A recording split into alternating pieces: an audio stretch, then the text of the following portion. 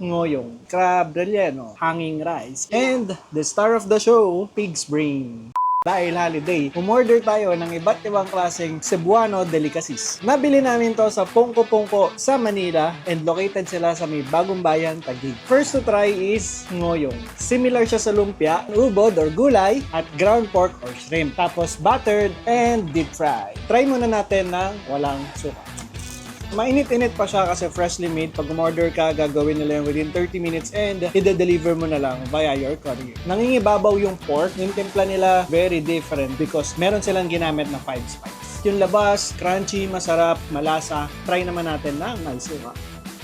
Satisfying. Yung suka masarap, maasim na matamis. Mas masarap siya nung may suka, no? Mas lumalabas yung lasa nitong lumpia. Next to try, crab relleno. Crab meat with vegetables and other spices. Sobrang sarap ng crab meat. Although hindi ako mahilig sa crab, masarap siya. Yung approach is malapit sa torta at saka sa okoy. Siksik siya sa crab meat and marerecommend ko siya. Yung ngoyong 178 pieces while itong crab 175 for 5 pieces. And the star of the show, pig's brain. The first time na tinry namin to is sa Cebu. Dahil sikat na sikat siya sa Cebu, pag nandun ka, you have to try it. Shoutout sa'yo, Kirby. Tuslob, meaning dip or sausaw. Buwa is bubbles, bula. Itong puso is hanging rice, kaya siya tinawag na puso. Tuslob buwa ay gawa sa sauteed pig brain, liver, and other seasoning. Ang naalala ko nun sa Cebu is para siyang ginisang garlic, sibuyas, toyo, sile. So, try na natin.